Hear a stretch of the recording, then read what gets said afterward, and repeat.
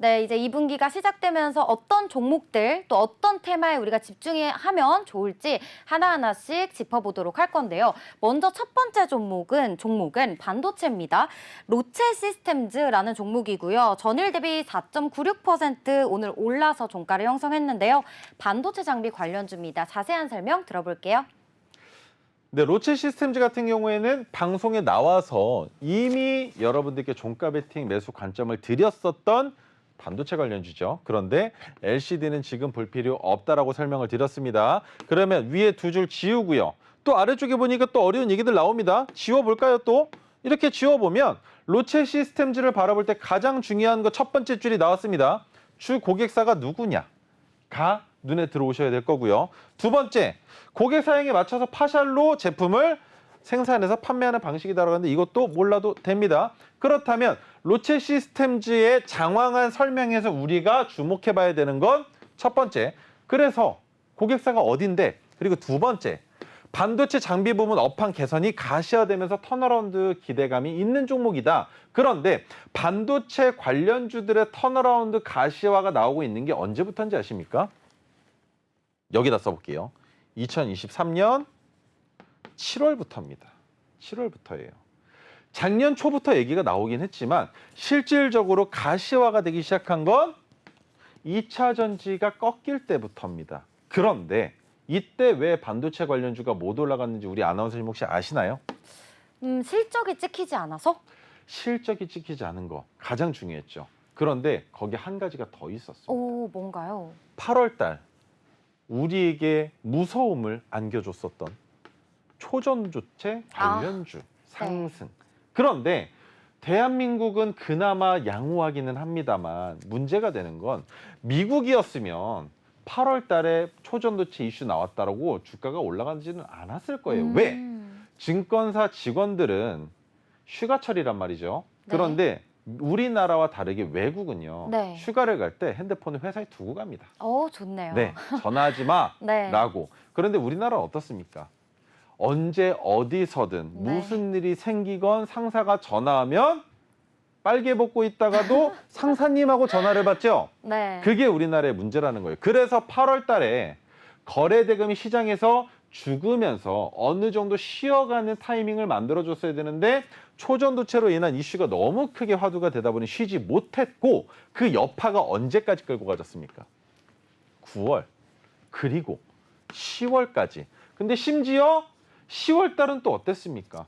추석이라는 호재여야 하는 그 시기가 10월 4일 날 추석 연휴가 끝나면서 악재로 돌아섰습니다. 그리고 10월 5일 날 두산 로보틱스 상장까지 있었는데 10월 26일까지 지속적인 하락세가 나오면서 여기서 또 하나 이슈가 터졌죠.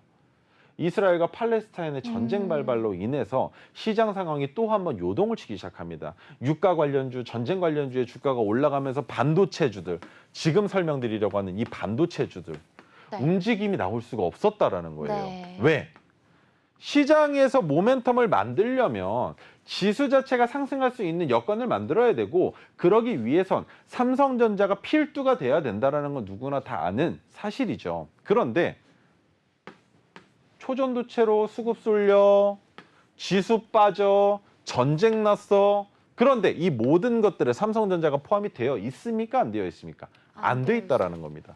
그래서 가시화가 되기는 했으나 이 가시화된 부분이 실질적으로 반영되지 못했고 한 가지 더 있었습니다. 2023년에 매출액과 영업이익이 줄어들어 있는 것이 다음 분기, 다음 해로 넘어갔죠. 그게 바로 24년 1분기로 실적이 넘어갔기 때문에 올해는 연초부터 반도체 관련주들의 주가에 훈풍이 불어올 가능성이 이미 가시화가 된 것이 아니라 확실시 됐다는 겁니다. 그런 상황에 턴어라운드 못하겠습니까? 로체 시스템즈 가능하겠죠. 그래서 이 종목을 여러분들께 추천을 드렸었는데 차트 보겠습니다. 자, 전고점을 넘어간 위치에서 여러분들께 설명을 드렸었어요.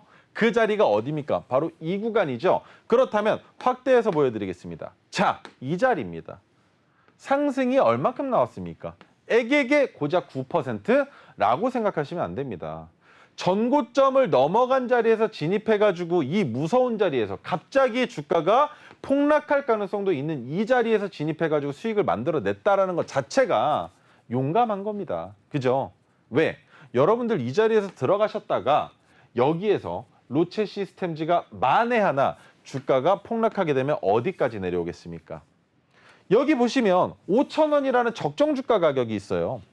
여기까지도 충분히 내려올 가능성이 있습니다. 물론 내려올 때 해당 가격 구간이 되는 7,000원 초반에서 지지될 가능성이 높겠지만 여기까지 흘러내린다라는 겁니다. 그러면 흘러내리고 나서 다시 원상 가격까지 올 가능성 있겠느냐? 모릅니다. 삼성전자가 10만 전자 간다면 가겠죠. 그런데 또 한 번 8만 전자까지는 왔지만 9만 전자 못 가고 조정받으면서 또 6만 원 중반대까지 내려가면 그러면 반도체 관련주들 어떻게 되겠습니까? 못 올라갈 거란 말입니다. 그렇기 때문에 로체 시스템즈는 고점에서 잡은 것부터가 대단한데 한 가지 더 설명을 드릴 게 있습니다. 아래쪽에 보시면 거래 대금이 없습니다. 그죠? 그런데 오늘 또 한 번 상승을 보여줬죠. 한 가지 더 제가 가장 유념해서 봐야 되는 게 뭐라 그랬습니까? 파란색 저항선을 윗단으로 올려놓으면 그 다음날 파란색 저항선 위에서 종가가 형성돼야 된다고 말씀을 드렸는데 지난주 금요일날 넘어갔습니다. 넘어가 놓으니 오늘 다시 한번 상승이 나왔다라는 겁니다. 그럼 여기서 끝일 것이냐? 아니죠. 우리는 파란색 저항선을 이탈할 때까지 지켜봐도 됩니다. 왜? 그래도 수익권이니까. 하지만 왜 여기까지 지켜보느냐? 갑작스럽게 더 큰 폭으로 상승할 가능성이 있다라고 보는 겁니다. 이유는 무엇이냐? 상승하고 있는 기울기는 비슷하게 나오고 있지만 이동평균선이 지속적으로 따라 올라 붙고 있죠. 그렇다면 이 이동평균선을 이용해서 로체 시스템의 고점을 판단하지 못하겠지만 상승 횡보하는 자리는 찾아낼 수 있다는 겁니다. 그 자리까지 올 때 이동평균선이 따라 올라오게 되면 어떻게 되겠습니까? 여기에서부터는 꺾여져 내려가도 이상하지 않다라는 걸 누구나 다 알 수 있다라는 겁니다. 하지만 그렇게 이동평균선이 따라 올라오기 전까지는 지속적으로 고점 구간에서 머무를 가능성이 있기 때문에 아직은 익절하기에는 조금 이르다라고 생각하시면 좋을 것 같습니다.